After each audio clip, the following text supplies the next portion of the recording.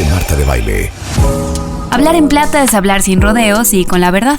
Y es así como queremos abordar los retos y las maravillosas oportunidades con las que nos encontramos conforme quitamos hojas al calendario. Acompaña a Adriana Valladares en Hablando en Plata para descubrir cómo cuidar mejor mente, cuerpo y espíritu para vivir a plenitud esta etapa de la vida.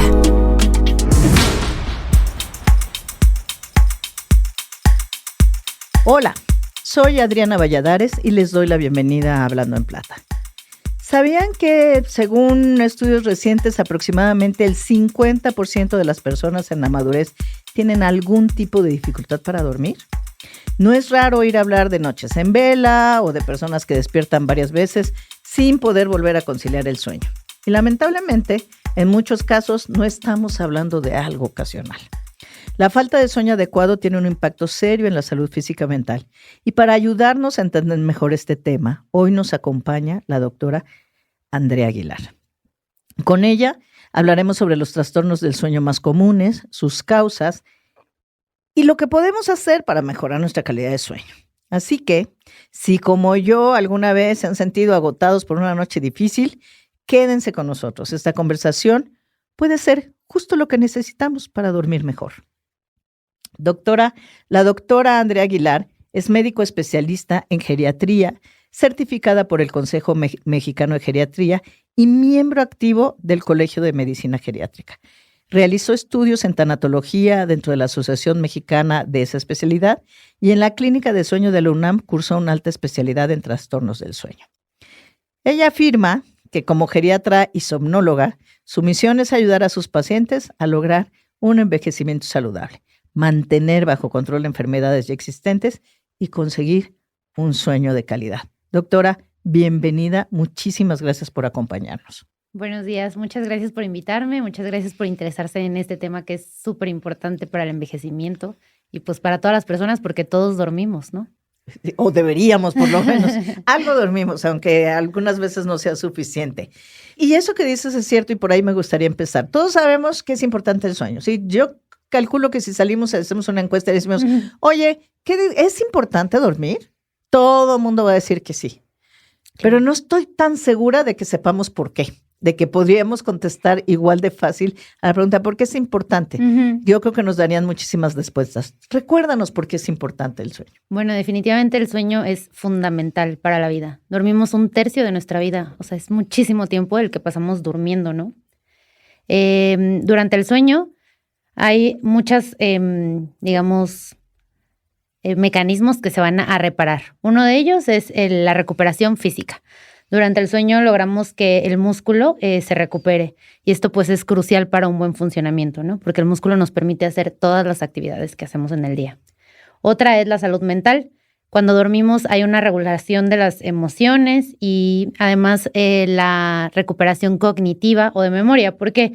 Porque durante el sueño el cerebro, digamos que se organiza y que almacena la información aprendida durante el día y esto hace que se mejore el aprendizaje y la atención. Si no dormimos bien, vamos a estar confundidos durante el día, es mucho más difícil que retengamos información o incluso puede haber mucho más olvidos durante el día si no tenemos esta recuperación de memoria. Otra, pues, es la regulación hormonal, que es súper importante. El sueño influye en la producción de hormonas, como las que regulan el apetito o incluso el estrés. Otra es, pues, salud en general. Dormir lo suficiente, dormir con calidad, hace que tengamos menos riesgo de desarrollar enfermedades como diabetes, hipertensión, incluso que si no dormimos bien, que se adelanten procesos oncológicos. No que te vaya a dar cáncer por no dormir, sino que si ya tenemos alguna carga y alguna posibilidad de presentarlo y digamos que el cáncer se iba a presentar, no sé, más tarde a los 70, 60 años, pues puede ser que las alteraciones del sueño o la mala calidad del sueño pues hagan que se presente en edades más tempranas. Oye, ¿y cómo cambia? Porque supongo que cambia, pero ¿cómo cambian los patrones de sueño en las diferentes etapas de la vida? Desde que nacemos, que hay cierto patrón de sueño y tiene ciertos objetivos, y a lo largo de la vida con el paso de los años. ¿Cómo cambian los grandes bloques en que, si es que eso sucede, que cambia el sueño? Claro, sí, definitivamente sucede. O sea, hay cambios en las horas que necesitamos dormir y además hay cambios en las etapas de sueño. Si nos ponemos a pensar, los bebés recién nacidos pueden dormir hasta 17 horas, 14, 17 horas. Realmente pasan el día y la noche durmiendo. Tienen ciclos de sueño más cortos y más frecuentes y tienen mucha más sueño durante esta etapa. Después, digamos, los niños más grandes van necesitando menos horas de sueño y durante la etapa de la vida se van acortando la necesidad de horas de sueño. Los adultos jóvenes deberían de dormir entre 7 y 9 horas. Y un adulto mayor, que realmente adulto mayor se define como en México como una persona mayor a 60 años, debería de dormir entre 7 y 8 horas.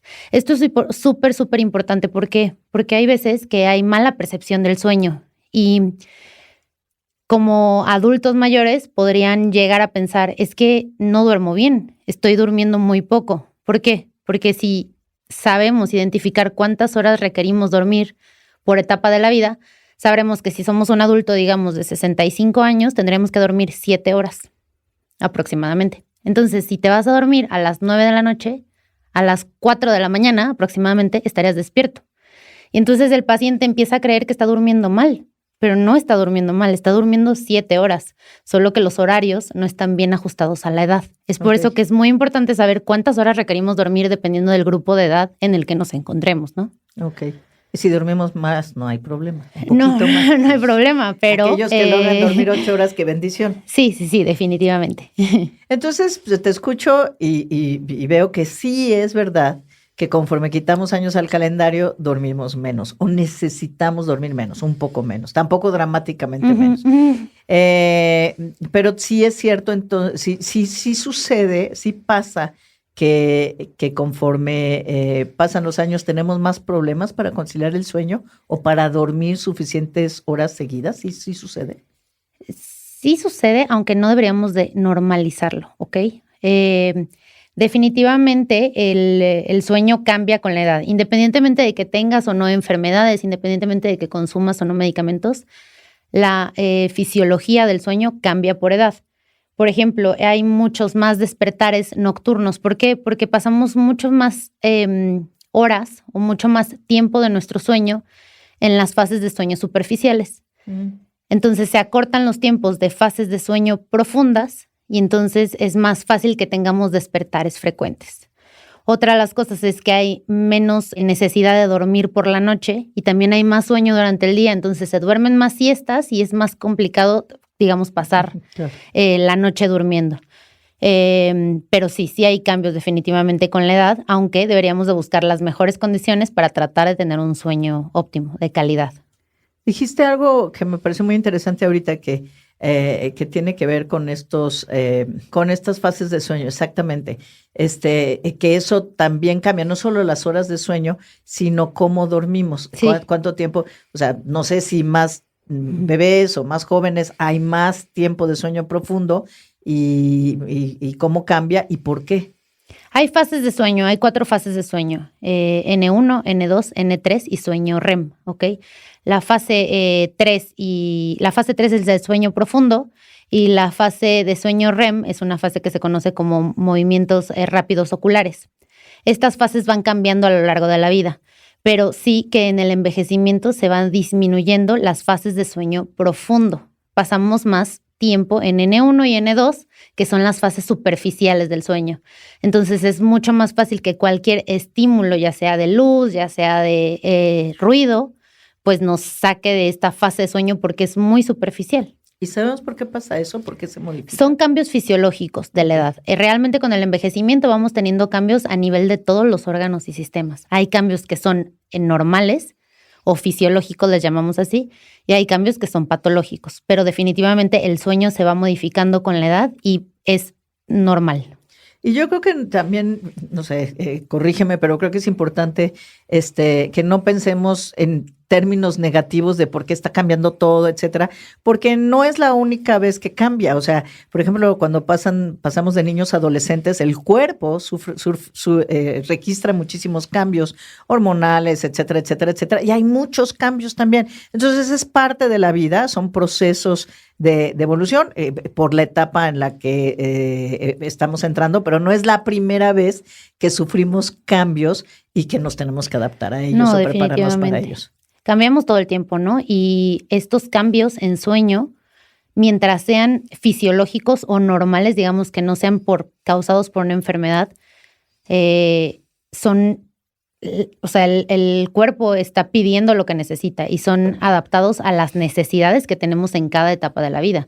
Cuando son bebés, el cerebro tiene un crecimiento impresionante, entonces por eso tienen que dormir tantas horas, porque se va estimulando y se van creando conexiones neuronales, etcétera, para poder formar un cerebro o madurar un cerebro, terminar de madurarlo. Pero en el envejecimiento estas necesidades pues no son las mismas. Entonces también por esto cambia, porque las necesidades en el adulto mayor o en personas mayores de 60 años son diferentes. ¿Qué factores contribuyen o has percibido que contribuyan más a los problemas de sueño? ¿Hay aspectos específicos como, no sé, cambios hormonales, enfermedades crónicas o el uso de medicamentos que afectan el sueño en esta etapa? Bueno, definitivamente el factor que más se asocia a alteraciones del sueño o a trastornos del sueño es el envejecimiento.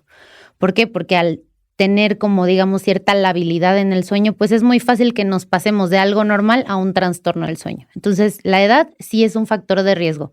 No significa que por la edad vayamos a tenerlos, pero sí que se asocia al incremento de riesgo. Otra de las cosas, pues, son enfermedades crónico-degenerativas, diabetes, hipertensión, insuficiencia cardíaca. Muchas de estas enfermedades, por ejemplo, alteran la necesidad de ir a orinar durante la noche. Entonces, pues estás durmiendo y tienes necesidad de ir muchas veces. Entonces, esto interrumpe tu sueño. Y luego, pues otras alteraciones, ¿no? Como ansiedad o depresión, que son las que más se asocian a los trastornos del sueño y que son muy comunes en el envejecimiento, porque en el envejecimiento, hablando de que es una etapa súper positiva y de cosechar muchas cosas buenas que tuviste en tu vida, también es una etapa de pérdidas. Entonces se asocia pues mucho a ansiedad, a depresión y esto altera el sueño. Otra de las cosas podría ser el uso de medicamentos. Hay muchísimos medicamentos que alteran el sueño y hay algunos que sabemos que alteran el sueño, pero otros que no, o que no sospechamos que alteran el sueño. Entonces pues habría que individualizar en cada paciente y ver qué medicamentos está tomando, a qué hora consume café, por ejemplo. Esto del café es como algo súper básico y muy común. El consumo de café se asocia muchísimo a alteraciones del sueño como insomnio, ¿no? Y la población mexicana tiende a tomar café en la noche. De cena, ¿no? Sí, ceno algo ligero, un cafecito con leche y un pan. Eso es muy, muy, muy común. Y el café sabemos que dura en nuestro sistema nervioso central de 8 a 12 horas después de haberlo consumido. Entonces, si nosotros cenamos con café, pues va a ser muy complicado que tengamos sueños reparadores. Porque además puede haber alguien que me diga, es que yo me ceno un café y me voy a dormir inmediatamente. Sí, probablemente te duermas inmediatamente. Pero lo que pasa con la cafeína es que no te permite llegar a sueño profundo o a sueño reparador. Okay. Entonces vas a tomar café, te vas a dormir y vas a permanecer en sueño ligero en fase N1, N2 y pues no es un sueño reparador, no es un sueño profundo y no es un sueño de calidad, digamos así. Entonces por eso es muy importante evitar el consumo de café. Yo les recomiendo que después de las 4 de la tarde ya no haya consumo de café. Ciertas acciones, por eso te digo que pueden ser muchas cosas las que pueden alterar el sueño y que hay que poner especial atención en nuestros hábitos. Ya hablas ahorita, mencionaste el sueño reparador. ¿Qué es? ¿Cómo sé si estoy teniendo un sueño reparador? Bueno, eso se trata también mucho de percepción, ¿no? O sea, el que tú despiertes y digas, dormí perfecto, dormí muy bien, me siento descansada y con energía. Para empezar, esa sería la primera cosa, ¿no? Que tú despiertes y tengas energía. La siguiente, pues, es medir o saber cuántas horas estás durmiendo, primero, ¿no? Porque, pues, hay sueño insuficiente. Y pues eso, más bien que tengas como una buena percepción y que duermas suficientes horas.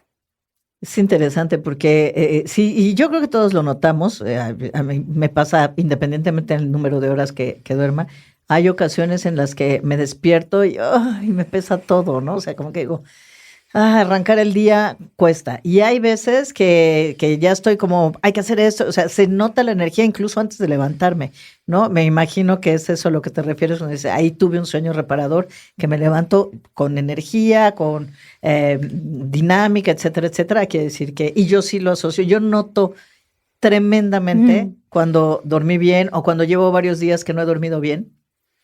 Porque por supuesto que entro en la estadística totalmente, ¿verdad?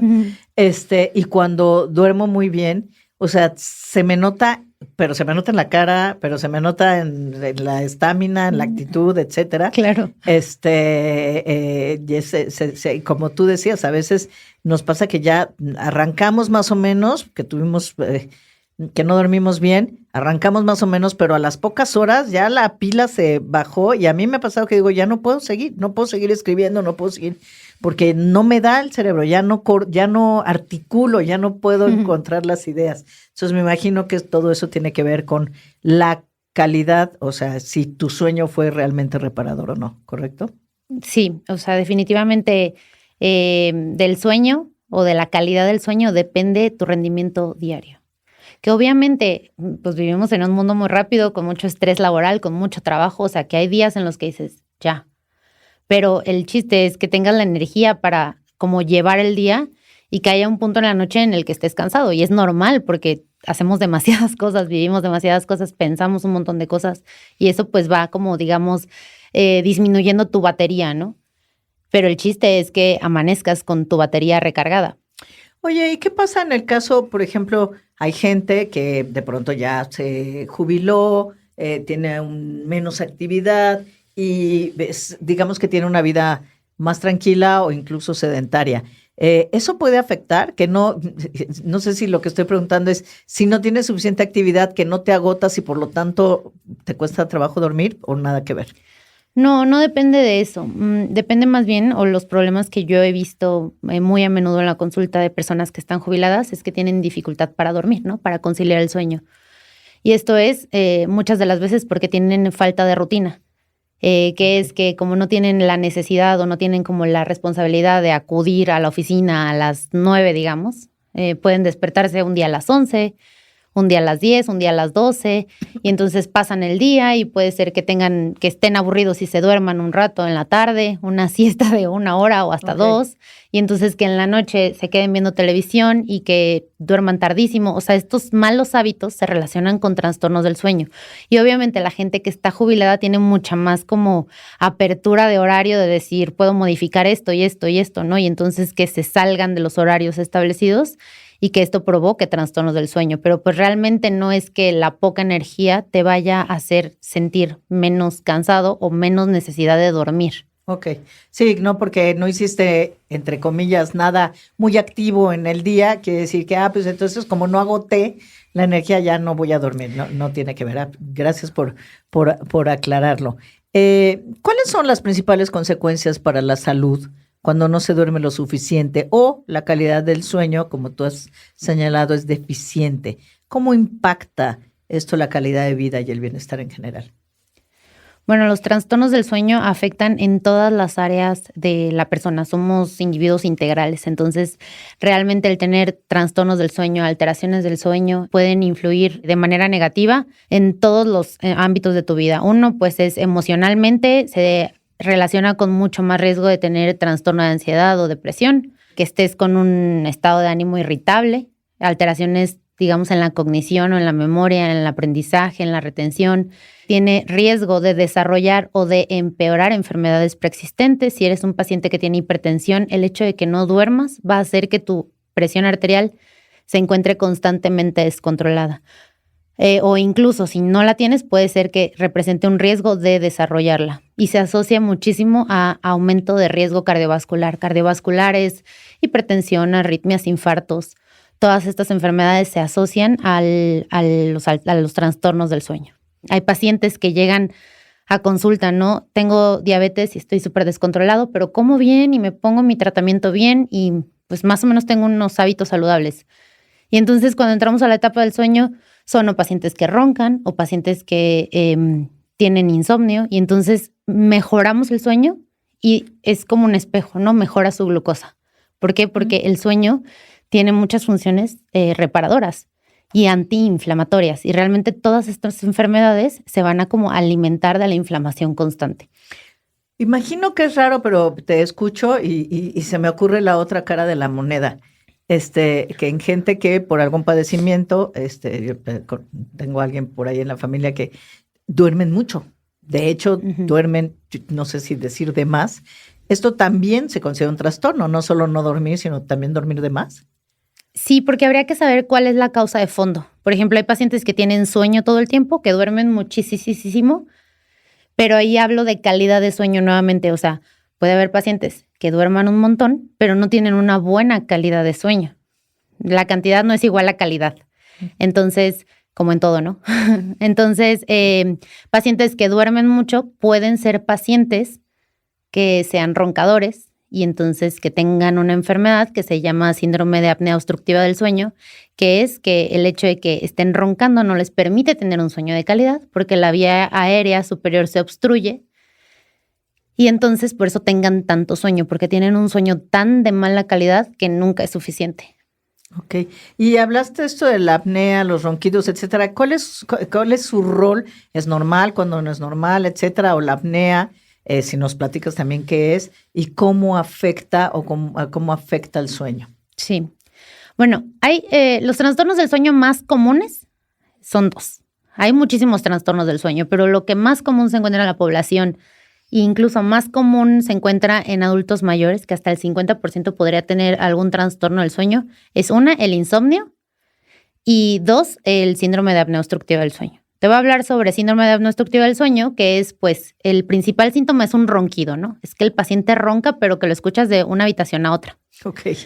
Y no es el ronroneo ahí. No, es un ronquido. Eso sería normal. O sea, no está mal roncar, es como ronques. No, el ronquido nunca es bueno. Ok. Habría que ver qué tan afectado está el paciente por roncar. Okay. Pero el ronquido es un síntoma de una enfermedad. Es como si yo te estuviera diciendo que la tos es buena. No, o sea, la tos es por algo, ¿no? Hay que investigar es poquita, por qué. No importa. Ajá, sí, exacto. El ronquido es el síntoma del síndrome de apnea obstructiva del sueño, como es la tos, el síntoma de una neumonía, digámoslo así. Entonces, si el paciente ronca, es el principal síntoma del síndrome de apnea obstructiva del sueño y normalmente pues es la manifestación usual, ¿no? El paciente ronca. ¿Y por qué ronca? Porque es que la vía aérea habló desde nariz hasta laringe, de donde pasa el oxígeno, digamos, la vía aérea se colapsa. Se cierra completamente y entonces es imposible que pase el oxígeno. Entonces, eso es realmente el problema de fondo, porque pues el ronquido molesta a tu pareja, molesta tal vez a tus hijos, molesta a la gente que te está escuchando y hay gente que se acostumbra a escuchar a su pareja roncar, ¿no? Pero el problema es que como roncas, hay una pausa posterior, una apnea, que es a lo que le llamamos apnea, que es una pausa porque la vía aérea está ocluida, puede ser por la lengua, puede ser porque los músculos de la laringe son incapaces de mantenerse permeables, entonces se cierra, deja de pasar el oxígeno y hay una desaturación. Es como que dejas de respirar un momento. Exacto. Es ronquido, pausa, ronquido, pausa, ronquido, pausa. Hay muchos pacientes que incluso se levantan así como asfixiados, que despiertan a jalar aire de las apneas tan largas que se avientan. O sea, hay pacientes que duran más de 60 segundos. ¿Cómo crees? En apneas, sí. O sea, sin respirar. Sin respirar. Y entonces hay un despertar grande. Abrupto, porque han pasado mucho tiempo sin oxígeno. Y hay otros pacientes que no siempre se despiertan, o sea, que más bien es la pareja la que dice, es que se está asfixiando y entonces lo mueven, ¿no? Porque se asustan incluso. A esto le llamamos apnea presenciada, que es que alguien te vio asfixiándote y te hizo el favor de despertarte, ¿no? El problema es que estas pausas de oxígeno hacen que la oxigenación en la sangre se baje. La oxigenación a nivel de todo el cuerpo, todos los órganos sufren porque no hay oxígeno suficiente que los alimente. Porque aunque estemos durmiendo, pues el oxígeno lo necesitamos, ¿no? Claro. Entonces puede haber oxigenaciones hasta de 40%, 50%, 20%, no te cuento Wow. pues. O sea, realmente se baja demasiado la oxigenación. El problema es que pasa y no pasa una vez en la noche. O sea, hay pacientes que podría pasarle, no sé, 30, 40, 50 veces por hora. Wow. Y entonces, si duermen 8 horas, esto hace que estén constantemente en hipoxemia o desoxigenados, ¿no? Y esto pues crea inflamación a nivel corporal y riesgo otra vez de hipertensión, de diabetes, de muerte súbita, de gente que no despierta, pues porque tienen arritmias cardíacas, de descontrol de todas las enfermedades, de que se presenten cáncer prematuramente. Y el problema es que la verdad es que los mexicanos tenemos muy normalizado el ronquido.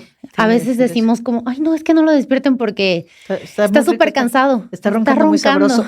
Sí. Pero no, realmente el ronquido siempre se tiene que investigar.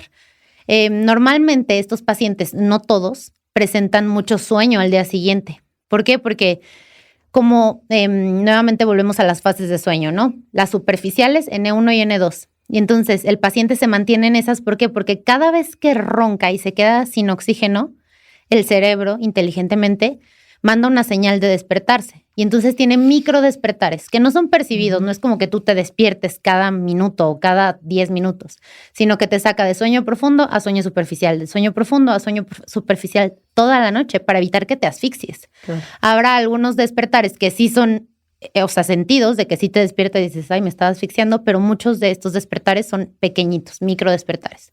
Y entonces al día siguiente tienen sueño todo el tiempo. Se quedan dormidos leyendo, manejando, hablando, comiendo, todo el tiempo. ¿Por qué? Porque pues nunca tienen un sueño reparador, porque toda la noche la pasan roncando, ¿no? Entonces, eso sería el síndrome de apnea obstructiva del sueño. El ronquido sería el síntoma principal y siempre se debe de investigar, siempre. Y bueno, y tenemos el caso que puede haber muchas personas que viven solas o duermen solas que ni siquiera lo notan, o sea, que duermen así y no se dan cuenta que tienen un problema. Felizmente, ahora es relativamente sencillo porque hay aplicaciones, Sí, claro. hay ya equipos que te pones, hay un anillo, hay varias marcas un reloj, de un anillo. el reloj o el anillo que ven tu calidad de sueño y que te avisan, y ahí les debe haber llegado, si están en alguna red social, les llegan los anuncios de cómo, que checan tu sueño y te dice si te despertaste, si roncaste, etcétera, etcétera. Claro. Entonces, lo que quiero decir es, no hay pretexto para no checarnos y evaluar cómo estamos. Y tenemos herramientas para monitorear. Y eso me lleva a la siguiente pregunta que de alguna manera mencionaste, algo que a mí me parece súper importante, que es cómo normalizamos estos temas, ¿no? Entonces siento, mi percepción es que el sueño en general y la falta de sueño es algo que normalizamos. O sea, es muy raro que a alguien se le ocurra decir, ay, tengo problemas de sueño, voy a ver al doctor, como en cualquier otro padecimiento. Como que no se nos ocurre que es algo que me amerite ir al doctor. Aunque siento que no le damos la debida importancia, ¿cuándo, desde tu punto de vista, cuando tenemos estos temas, cuándo es momento de buscar ayuda profesional? Bueno, definitivamente siento que no se le daba tanta importancia a los trastornos del sueño. Ahora creo que somos mucho más conscientes, cada vez más, como de alimentación, de vida saludable. Espero que la mayoría de la gente esté interesada en cuidar su salud. Y hemos ligeramente volteado a ver el sueño, ¿no? Como pacientes, como personas. Hay mucha más gente interesada en el sueño. Hay mucha gente que todavía sigue normalizando, por ejemplo, el ronquido o el, ay, no duermo bien, nunca he dormido bien, o tengo que tomarme todos estos chochos para dormirme, o tengo 20 años tomando medicamentos que ni siquiera son indicados adecuadamente para dormir porque tengo insomnio. Todo esto, pues, no es bueno. Y definitivamente, si eres una de estas personas que está como identificándose con estas cosas que digo, tendrías que ir al médico. Pero también, si el sueño, si esta falta de sueño, o si roncas, o si tienes alguna cuestión que te preocupe, digamos, o que te haga pensar en tu sueño, o sea, que te haga voltear y decir, creo que no estoy durmiendo bien, creo que estoy roncando mucho, me siento cansada todo el tiempo, nunca tengo batería, amanezco con dolor de cabeza, mi esposa ya me mandó al otro cuarto porque no puedo dormir. Esas cosas pues son definitivamente algo que hay que investigar. Y lo ideal siempre es que pues acudieras con un experto en sueño. Lamentablemente somos muy poquitos a nivel nacional, o sea, no sé cuántos seamos, creo que de geriatrías seremos 6 tal vez a nivel nacional. Somos muy pocos, pero sí también que así como los pacientes están viendo cada vez más su sueño, los médicos también estamos mucho más interesados en el sueño y muchos médicos se están preparando para poder atender a estos pacientes porque sabemos la importancia. Claro. Y además la detección pues, temprana sería lo ideal, ¿no? Entonces cada vez hay más médicos preparados. Si no hay un somnólogo cerca, pues ir con algún tipo de médico. Un médico internista, con alguien. Sí, definitivamente, pero sí buscar atención. Uh-huh. Tal vez no todos los médicos podamos resolver ciertas cosas, pero sí que te podemos dar orientación, ¿no? Decir, bueno, oye, yo no puedo con esto, pero ¿qué tal que vas a ver a esta persona, no? Uh-huh. Pero sí ponerle atención, porque definitivamente, pues 1/3 de tu calidad de vida depende de que duermas bien. Cierto, sí, ya visto así.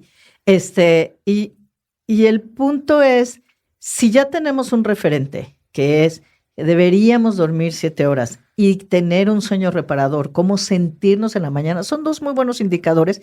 Y si nos ponemos eso como meta y decimos, oye, pues yo estoy durmiendo de 4 a 5 horas consistentemente, pues creo que sería bueno revisarlo. Creo que sería bueno ver qué está pasando. Yo creo que ahí hay un indicador razonablemente sencillo, etcétera. Ya si además hay ronquidos y este tipo de cosas, pues con mayor razón. Entonces, sí, no nos quedemos, porque la otra cosa, y es mi siguiente pregunta, es que decimos, no, me voy a tomar, que tú lo mencionaste. Entonces, ¿qué opinas de el uso de, no sé, las pastillas, ahora está gomitas, etcétera, de melatonina, de diferentes cosas que son demostrador, uh-huh, que se consiguen sin ninguna receta, como para ayudar? Unas son para conciliar el sueño, otras son para que duermas toda la noche. ¿Qué opinas de eso? Bueno, una es que el insomnio tiene presentaciones, ¿no? Entonces, hay una presentación que es que me acuesto y no me puedo dormir. Tardo 2-3 horas dando vueltas en la cama hasta que me duermo y ya me duermo hasta la mañana siguiente. Otro tipo de insomnio es de despertares constantes, es decir, que me despierto a la 1 de la mañana, luego a las 4, luego a las 5, luego así, ¿no? Durante toda la noche varios despertares. Y otro tipo de insomnio es que llego a la cama, me acuesto, pero a las 3 de la mañana ya estoy despierto y de ahí no me puedo dormir. Entonces, saber identificar que esto es insomnio, independientemente de que... Cualquiera de las 3. Las 3 es insomnio. Esto es un trastorno del sueño. Y bueno, otra de las cosas es que no deberíamos de necesitar ningún fármaco para poder dormir, porque se supone que es algo que hacemos de manera natural, ¿no? Entonces, ya que estés necesitando o que estés buscando soluciones para poder dormir, es como una red flag, ¿no? De decir, oye, no lo resuelvas tú. O sea, busca orientación, ¿no? Antes de recurrir a cualquier medicamento, porque lo ideal es que sepamos por qué hay estos trastornos del sueño, qué está pasando, qué está mal y cómo lo podemos arreglar. No solo decir, le pongo un parche, me tomo esto y mañana otra vez otra pastilla y pasado mañana otra vez otra pastilla, ¿no? Porque al final todos estos fármacos pues van perdiendo efecto o van perdiendo eficacia porque hay un problema de fondo mayor. Y idealmente, pues no deberíamos de recurrir a fármacos ni automedicarnos, ¿no? Okay. Eso por un lado.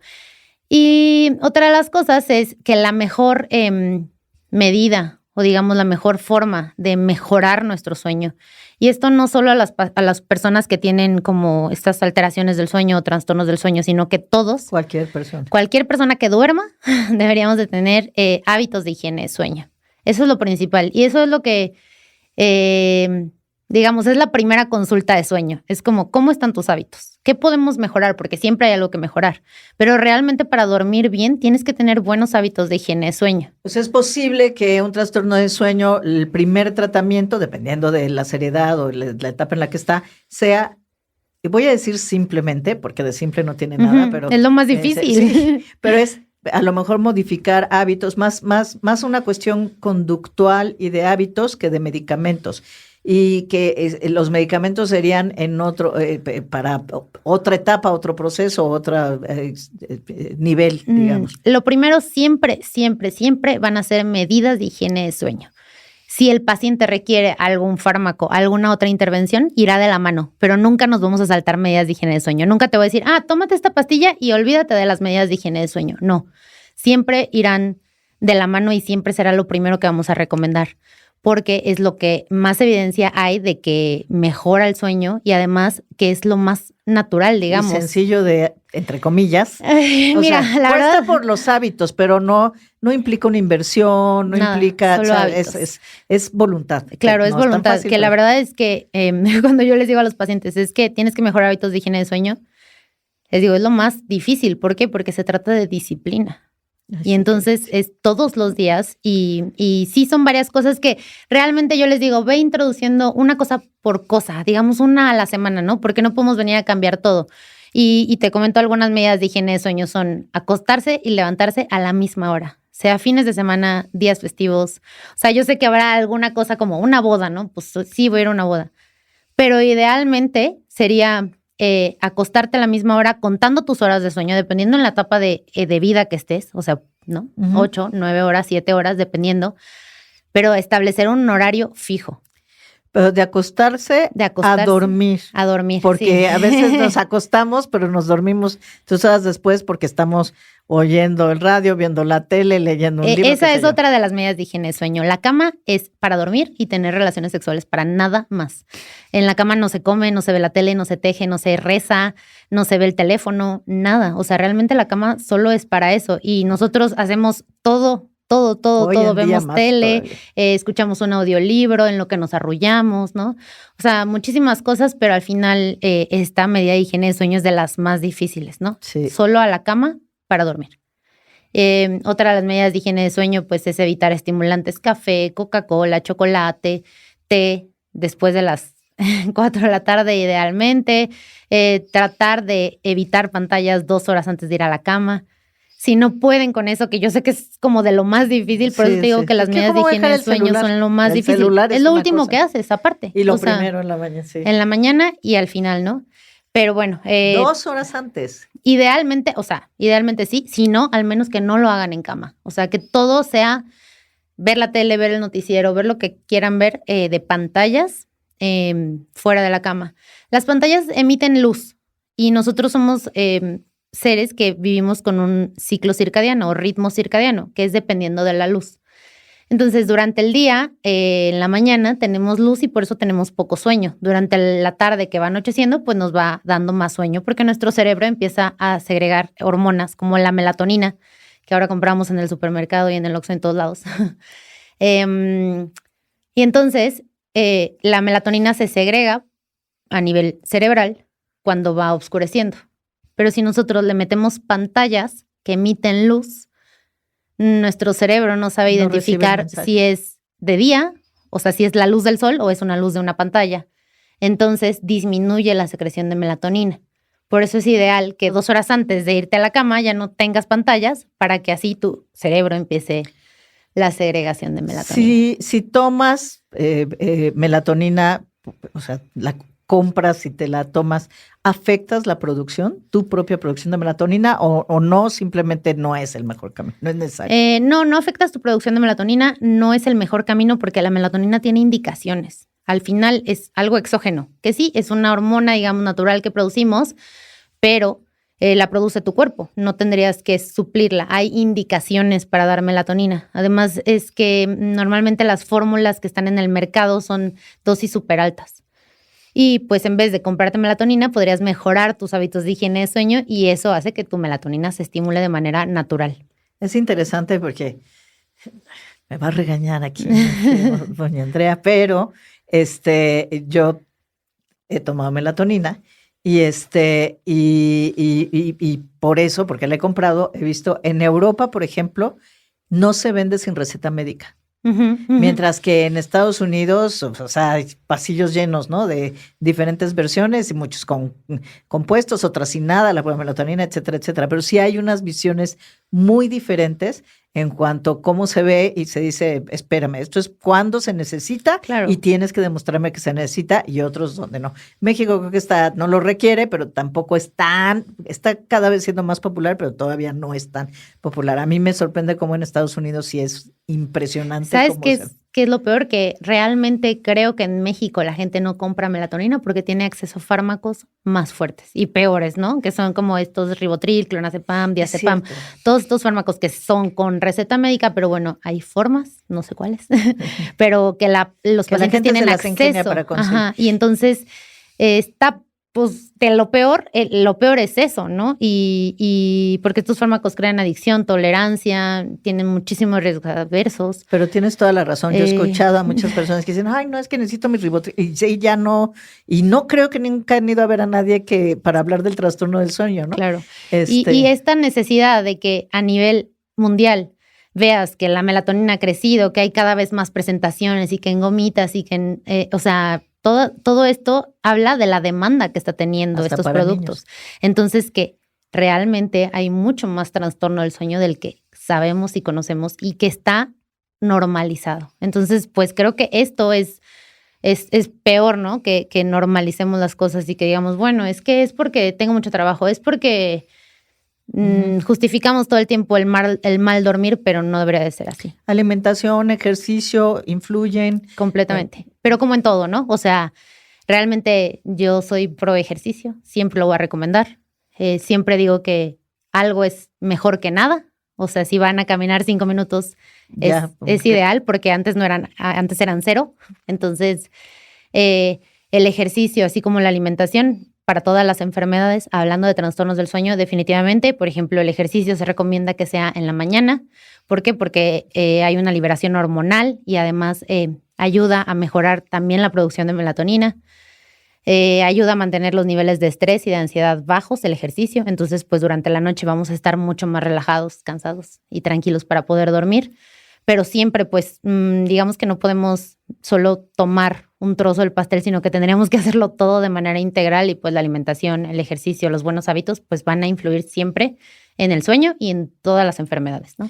Y todo eso se traduce en calidad de vida. Definitivamente. Que es lo que al final estamos buscando. La nueva longevidad nos ha regalado, en muchos casos, hasta 3 décadas de vida, pero nos toca a nosotros trabajar en cómo vamos a vivir y qué vamos a hacer esas 3 décadas. Entonces creo que ahí esto que dice la doctora tiene una relevancia muy particular.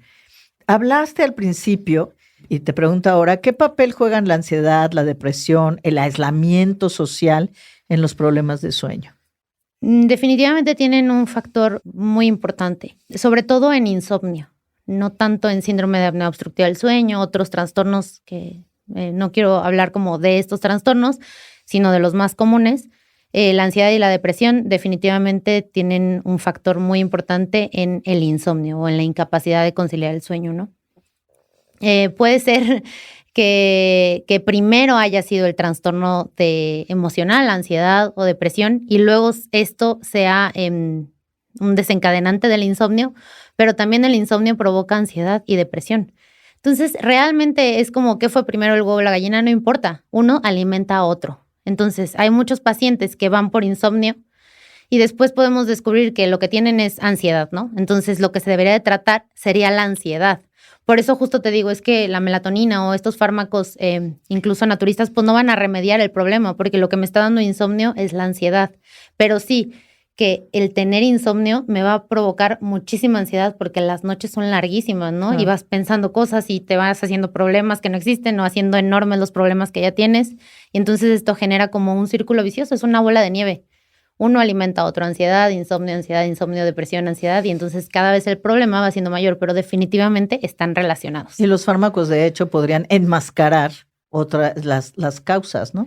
Sí, y además alargar, digamos, el tiempo de tratamiento, porque puede ser que el paciente empiece a automedicarse y decir, bueno, es que con esto como que dormí un día, a ver, me voy a dormir, me lo voy a tomar otra vez, ya no dormí, me voy a tomar 2.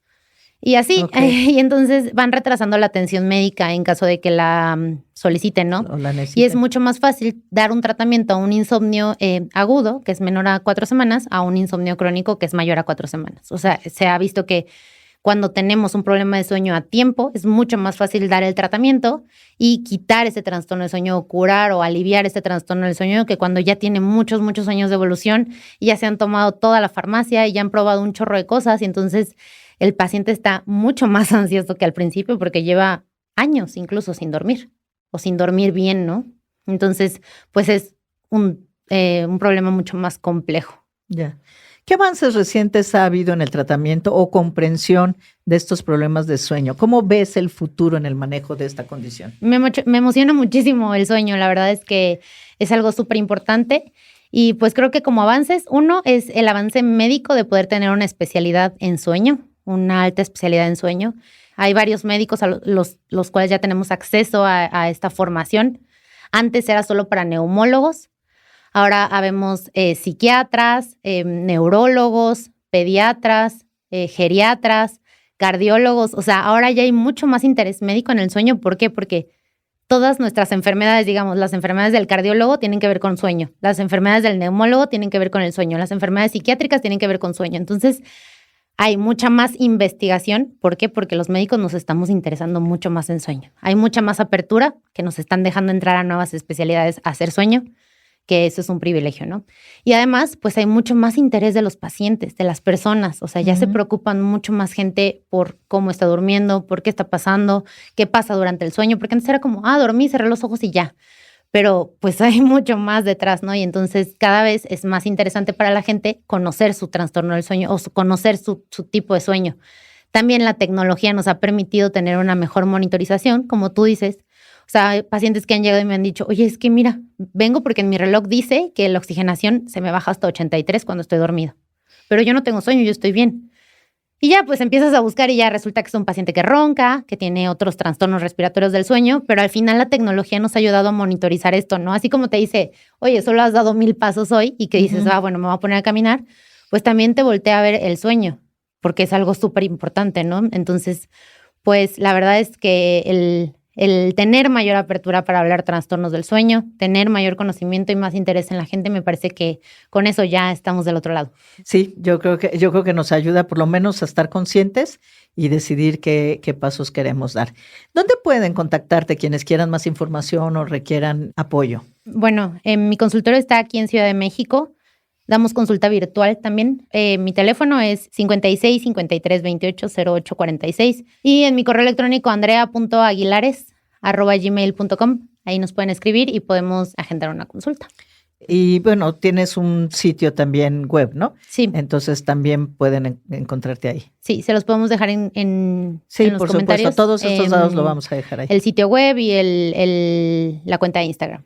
Entonces, para que busquen en sus redes sociales de la doctora y vean también, tiene información, tiene contenido. Sí, hay un blog, en la web. Etcétera. Entonces, si quieren más información, seguro ahí van a encontrar algo que les interese y una forma de contactarla. Y esta es otra de las enormes ventajas de la tecnología que a mí me parece estupendo, que es la posibilidad de las consultas virtuales.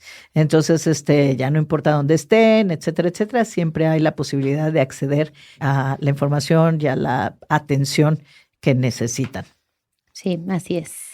Pues no me resta más que agradecer infinitamente la presencia de la doctora en este espacio, la información que nos ha dado y que nos ayuda a entender mejor y a saber cuándo es momento de y cómo podemos trabajar o qué acciones podemos realizar para tener un mejor sueño. Muchísimas gracias por acompañarnos hoy. Muchísimas gracias a ti por invitarnos.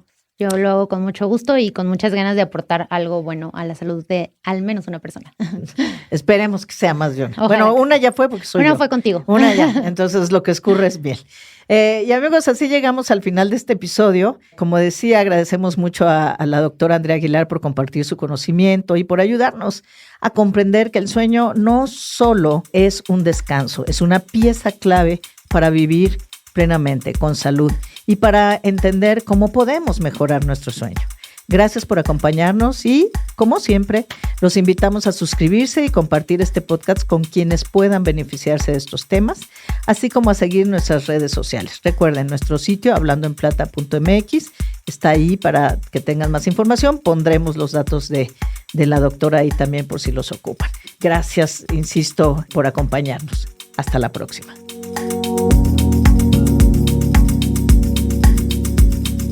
Hablando en Plata, con Adriana Valladares. Esta es una producción de Marta de Baile.